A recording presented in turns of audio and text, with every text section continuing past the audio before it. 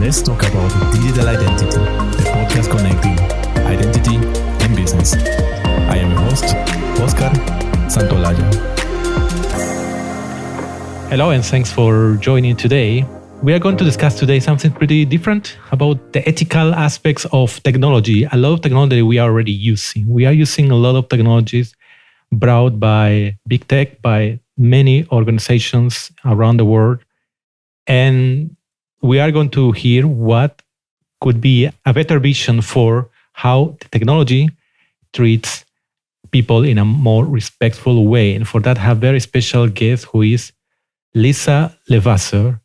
She is the executive director at Me2B Alliance, a non-profit organization that is setting the standard for respectful technology. An MBA technologist with a background in computer science and philosophy, Lisa began strategic work in cellular telecom industry standards in the late 90s while working at Motorola.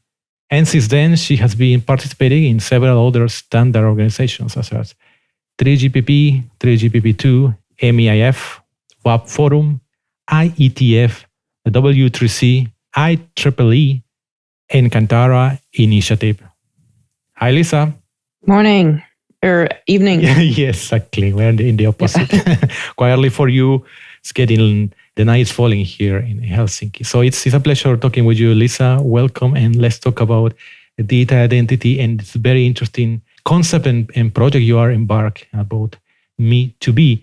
But I would like to hear more about your beginnings and how things led to the world of digital identity and this latest project you have. Sure. Thanks, Oscar. Thanks for having me. I'm really honored to be here talking with you. So how I got involved in this world was back in 2009. I started working on a product that was designed to put families really in control of their information and the services that they use, whether those services were in the brick and mortar world or online services. And it was through research in that project where I really became aware of, I think it was initially Doc Searls, and I maybe became aware of some trust framework stuff. And then I sort of unlocked the door to this whole world of people working on identity management and identity standards and realized that there was a whole world of people sort of on the bleeding edge of this work. And that's how I kind of stumbled in. It was probably around 2012 or so. And at that time you were a product manager or building software, building products? That was your role at that time?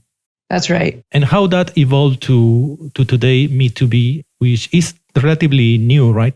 Yeah, well, interestingly enough, having this sort of long experience in industry standards and being one of 4 people on the planet who actually like industry standards work, back as far as 2009, I actually had this idea when I started to define this product because I had the ecosystem in mind. And I was like, well, what we really need is we need a new kind of standard. We need a standard that measures beyond just bits and bytes and protocols, but into and like the softer aspects, like the user interface and the usability and eventually the ethics of it. So I had this idea and it was really kind of quaint and naive, that all we needed to do in order to really stimulate this market for more ethical technology was build a standard.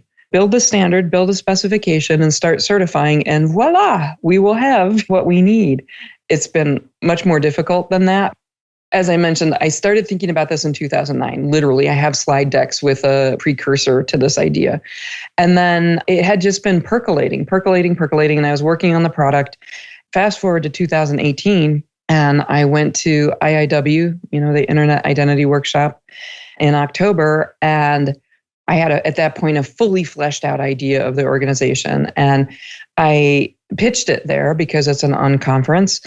And I ran a couple sessions and got a lot of support. And then went back to the foundation where I work and said, so I've done this thing. I've created this organization.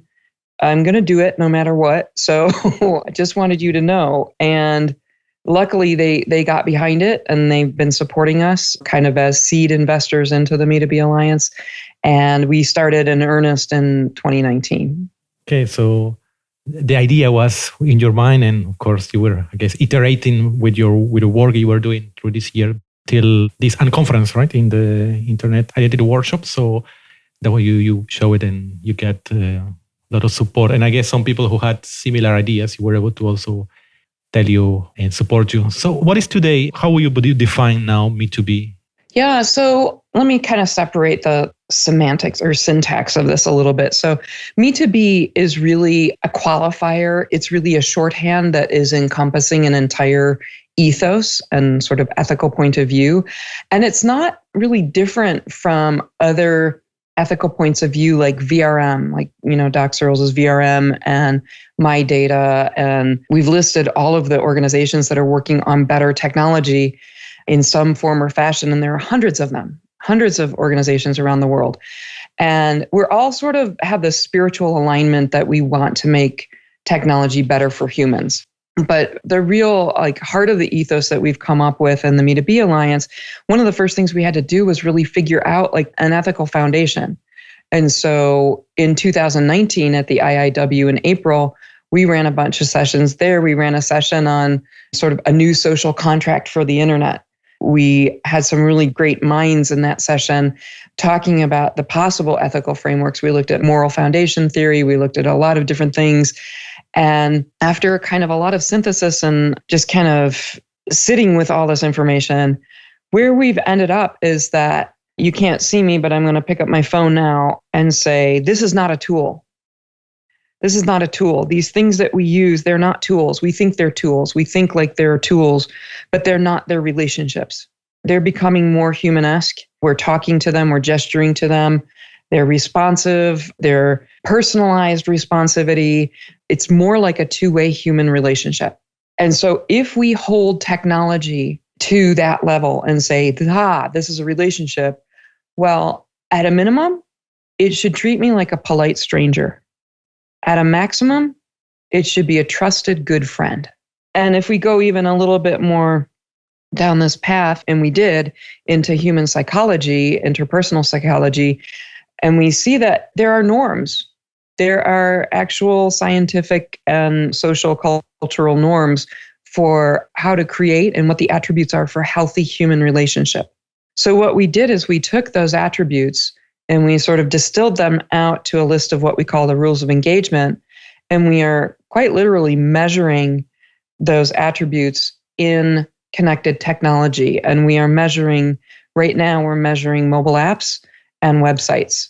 But ultimately, anything that can be connected and that has a user interface, a user experience, we can test. And a relationship between person and a company or a business, that's the type of relationship. Mm-hmm.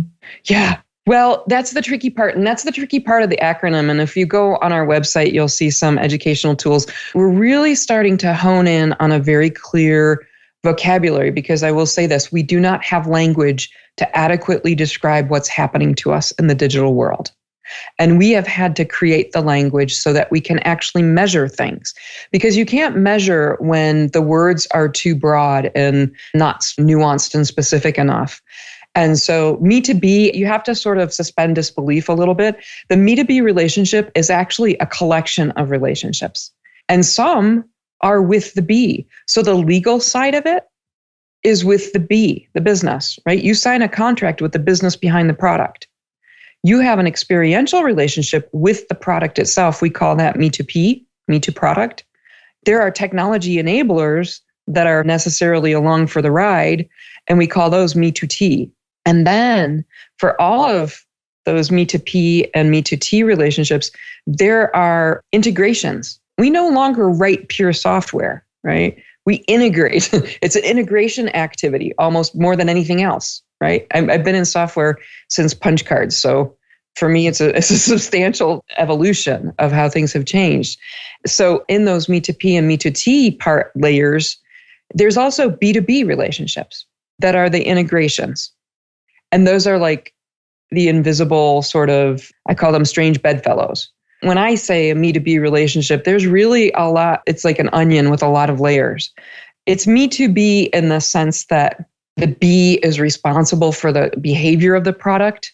It's responsible for the legal terms of using the product. It's responsible for those integrations in a data controller sense, perhaps. But it is that whole network it's a whole network of relationships. So it's a little fuzzy, which is why we had to get deeper and more specific. Right. Yeah. And many relationships, as you said, is from different types. Okay. Tell me a bit of the organization as well. What are you doing? Yeah. So because I come out of standards and because I love standards, we are a kind of standards development organization. We are organized like a standards development organization. We just opened, me and B members last year. We're in soft launch with membership.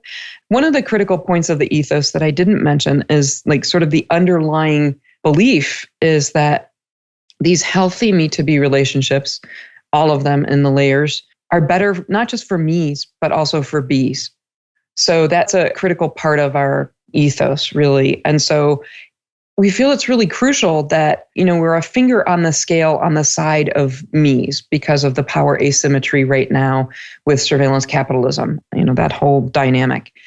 But we can't solve this without B's. So we really feel like this is a sort of yin and yang kind of relationship. We need both me's and B's. We need the users of technology, the people using technology, as well as the makers of technology. So standards organization that is really bringing in both and perhaps a little more focus on the me side.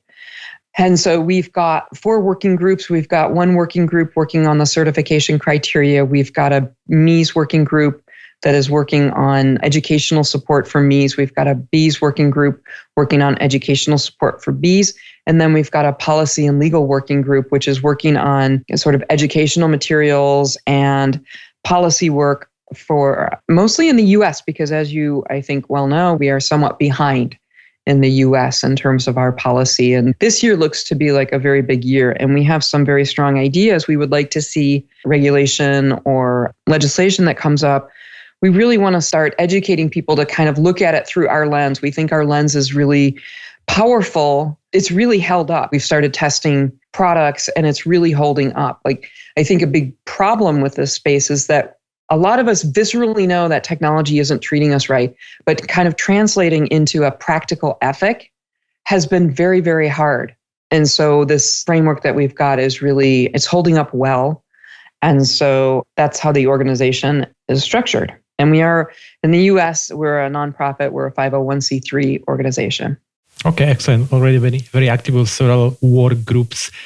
Also to understand this vision, if we try to see it in products that already exist, I think, I'm not sure if you already have certified products, but let's say products that are tools or products that exist today and people could use them. Could you mention a few of these software or technology that somehow are embracing the vision, the Me2B vision today?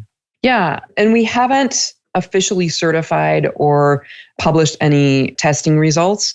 So this is all untested, my sort of sensibilities about what tools I like to use, what relationships I like to build out. So really, it's the people who are building at least pretty privacy aware tools and technologies. The browser is a very important animal in the ecosystem, right? It has access to a lot of information about us. And that's one of the most intimate relationships we have, frankly, with the browser, whether we know it or not. So I think browsers are really important to scrutinize and make sure that they're treating you like a polite stranger or a good trusted friend. And so the 2 browsers, actually there's 3 that I feel okay about. The Brave browser, Mozilla's Firefox browser. And also, I don't use Apple products, but I know Apple Safari is doing a lot of great things and really proactively setting privacy policies. They're doing respectful defaults, I think, in a good way. And then in Apple in general, Apple is on the right path with their privacy nutrition label in their app store. They're on the right path with that. So it's the companies that are really marketing around and positioning on privacy. There's other categories too, like there's DigiMe and Miko, which are ecosystem enablers so that people can be in charge of how their data is getting shared across other apps. There are other things like browser extensions. There's a lot of really good browser extensions. I think that's something that a lot of people are, well, I think they're pretty aware of it with like Ghostery and the EFF Privacy Badger. And then terms of service didn't read. That's another good extension to help us keep more aware of what's going on. I will say that one of the primary objectives of the certification mark itself that we're developing and the testing that we're developing is really about shining a spotlight on things, like shining a light into the dark corners and letting people know really what's happening. And so a lot of these tools, there's two facets of the tool. They're either shining a light on the dark corner, like terms of service didn't read, they're shining a light on the terms of service, or they're giving us more control over our destiny, like the Apple default settings, which are more respectful. So I think those are, that's a good list. And eventually, I do want to say this point is that we're really, by creating this standard, 5, 10 years from now, it's my aspiration that this, respectful technology is the norm and not the exception. Exactly. It's today the exception, as you said. Yeah, thanks for sharing this. So that helps us illustrate more what technology has, companies can do doing technology the right way and which one you can use. Yes, I have to try a couple of those I have not tried. So yeah, I will do definitely to try them. What kind of software we really need to fulfill this vision? Absolutely nobody is offering today. Well, the thing that I work a lot on in IEEE 7012, it's a P7012, and that standard is machine readable personal privacy terms. And so when we think about like signing up for a new relationship, right? The first thing that happens, we call this the Me2B marriage. The marriage is creating credentials. Here's the tie-in to identity, by the way. So the Me2B marriage is when you say, you know what? I want to be remembered, recognized, and responded to by this service, by this product. Those are Joe Andrews' 3 functional characteristics of identity. I want to create the credentials. I want to get married. And then the marriage certificate is the terms of service, right? And those come from the vendor, and they're designed to really keep the vendor safe, right? It's a legal instrument that's designed to keep the vendor safe. And so in P7012, we're defining the flip side of that, right? What if individuals could offer their own set of permissions? It's like, that's great. That's great that you want all that. Here's what I'm allowing. Here's what I'm granting. And so you can think of this almost like a reverse EULA or a reverse terms of service, but it's a mechanism to actually assert your own preferences and permissions, legally binding preferences and permissions. And so what we need then is a tool that can actually, like a software agent, my Privacy Pal or whatever, my little agent, my trusted agent, has a duty of loyalty to me. That's important. Most companies don't have a duty of loyalty to the end user, the individual. They have a duty of loyalty to the company. And so we do need a new kind of software agent that could, for example, we think about decentralized identity or bring your own identity credentials. It could bring my own identity credentials and it could bring my own terms. That's really crucial. That's maybe the most crucial thing, and really having an impact on the power asymmetry between me's and be's. So that would be a service, an agent as a service. So someone to be running that. Yeah. Somebody, something, some kind of entity that can have a duty of loyalty, and not just a duty of care, but a duty of loyalty, meaning like a real estate agent or a financial agent. Those entities, at least in the US, I'm not familiar with like all global regulation around that, but at least in the US, they carry a duty of loyalty usually. And so we really need something like that. We really need something like that. The J-Link protocol and what they're doing, and even like DigiMe, like those ecosystem types of things, and probably Solid, where you can at least be in control of your information. It's kind of like that. And so like DigiMe has their own overarching developer rules, right? So if you're going to develop a DigiMe app in that ecosystem, you've got to abide by the generally human respecting privacy terms to even build an app in that space.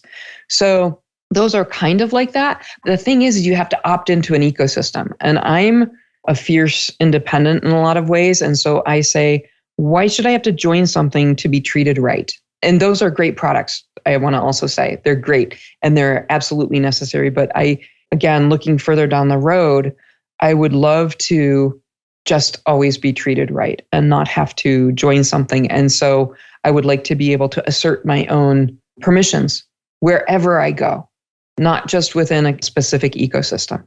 Yeah, exactly. Because there are a lot of tools that a lot of people use, and you are either in or out of that in many cases. Take it or leave it. And mostly who decides that is the big companies, big tech. So what will happen with big tech in this vision? How will make that the big tech joins this vision we're talking about today? Well, I think they will join because we will, fingers crossed, we will succeed, and we will shed a lot of light on this, and we will get a lot of education and awareness with people. We have this one in my mind, and also on our website, we have this diagram of you start with the certification, which is really awareness. It's an awareness building tool. And people then start to become aware that, oh, these things aren't really treating me right, but some are. So then they start to demand, they start to choose. And that hopefully drives more demand and more choice until eventually we have a lot more choice. And I think once that awareness and once that dissatisfaction gets to be very wide scale, there will be a lack of tolerance with certain behaviors, as there should be. In some sense, I feel like technology is hiding behind the inherent opacity of it. We don't understand it. We mere mortals don't understand what's happening under the hood of technology. But once we can start to understand that, which hopefully our educational tools and certification and testing will illuminate, people will get more vocal and demand better. Yeah, it's true what you said. Technology goes so fast, especially the ones who are leading at the forefront and the ones who have the most popular services and applications, etc. So it's difficult for everybody else to catch up to really understand what is behind these tools, this technology. Yeah, I want to add one more thought to this. We're just on time with this. I think about the arc of technologies, and new technology is introduced, then we understand the potential harms, then we regulate, and then we get mature, right? And so we standardize, and the order may shift a little bit, but one of the ways we describe our work, and I should have mentioned this earlier when I was describing the Me2B Alliance, we used to call ourselves something like the organic food label, but that's actually not right. We're more like independent automobile crash testing. There are many of these organizations, right? And they didn't happen until the automobile was out and manufactured and, had some sense of scale. I think, I'm not entirely sure, but I think that's how the arc of time went. And that's very much what we're doing is our testing is looking for the risks and potential harms to people. And we won't be the only one. It's too big. There are lots of different kinds of risks. We're in whole new territory, right? Look at what's happening with freedom of speech in the US right now and the confusion around this and the responsibility of the technology platform. There are certain things we are not testing, like deepfakes. There are other organizations that are becoming expert in that, and we're hoping that there will be lots of other organizations testing other things. Like we're down in the plumbing right now. You think about the content and the harms of the content potentially, and that's way up the stack for us. And so, yeah, we think there will be lots of organizations doing this kind of technology crash testing. So independent crash testing for technology. Yeah, I like the simile. So it's definitely pretty good. It didn't come into me until last year. I had been looking at this for years and years, and yeah, it was really hazy. It's been a refinement exercise. Initially we were like, oh, Me2B, we're going to validate the B. And then I was like, no, I'm not interested in that. That doesn't scale well either. So I really don't want to do that. But yeah, it's been a continuous refinement. And then, so crash testing feels good. So Me2B Alliance is doing crash testing. And more about Me2B Alliance, how people can, both people, individuals and organizations can join forces. So what people who are listening to that and say, okay, this is a good cause. So how people can join forces or contribute one way or another? Yeah, you can join the Alliance. We made it very sort of approachable for both me's and B's to do so. We're in a soft launch. We are having a little bit of technical difficulties. If you'll have some patience. You'll see some things is all I'll say. But you can join through our website at me2ba.org/membership, I believe is the full link. You can join as a me or a B, or you can just join us. We're just publishing a public calendar. We're doing a little bit of refinement on the website. Every other month, we have a public call that kind of is just an update on what's happening. And so we're due to have that the first Monday. I think that looks like February 1st. It will be our next one at 8 a.m. Pacific time, whatever that maps to in your location. We also have a lot of educational materials.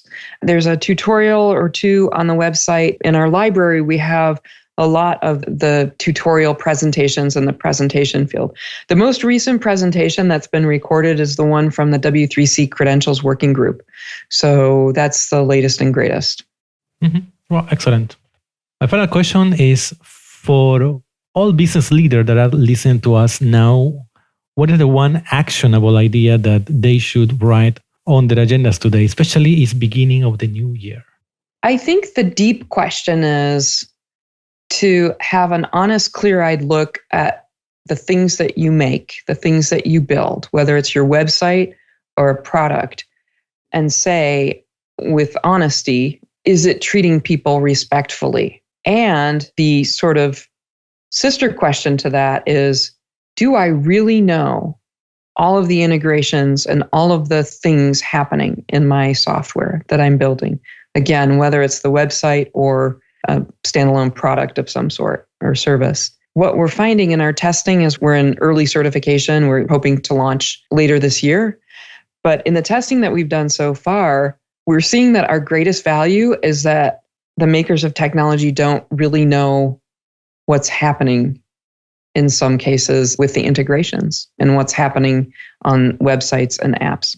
Yeah, definitely a very good reflection. That's true, because as you mentioned earlier, a long time ago, you knew exactly, the one who was making the product, the software knew exactly what was the pieces, because the same company would do all the pieces. But today it's the opposite. You're taking puzzles from different open source or providers, some with your own software, so a lot of integration, APIs, etc. So you don't know exactly what each component is doing. One of the critical things that we're unearthing in our testing right now, and this relates to identity too, and this was something I raised with the W3C Credentials Working Group, there are two parallel universes when we use technology. There's the one that we, as the user of technology, as the individual side, the me side, there's what we experience viscerally, like, oh, you're asking me to share location. You're asking me to create an account. I see that. I see what I'm sharing. It's the known sort of visible world. But the more potentially harmful and risky parallel universe is the invisible world. Largely, this is through a lot of the MarTech and AdTech technology, but there's this whole invisible layer that's there that is actually identifying you with specificity globally. And so when we think about identification, there's this sort of identity and access management at the visible layer, and then there's this invisible layer that is happening unbeknownst to us, and sometimes unbeknownst to the companies that has built the software. And so it's that layer that just really needs more understanding and more visibility. Oh, thanks a lot, Lisa, for this conversation. It was super interesting hearing this Me2B project that you are leading today, doing this fabulous work, and I really hope that everything crystallizes, as you said, in 5 to 2 years, we will have this level of respectful technology that we should have already today. Please tell us how people can find you or the organization. What are the best ways for that to find you on the net? Yeah, so the website is me2ba.org is the URL, and that's the best way to get connected with us. Excellent. Thank you, Lisa, again, and all the best. Oscar, thank you so much. It was wonderful catching up with you. Thanks for listening to this episode of Let's Talk About Digital Identity, produced by UBSecure. Stay up to date with episodes at ubsecure.com/podcast or join us on Twitter at UBSecure and use the hashtag LTADI. Until next time,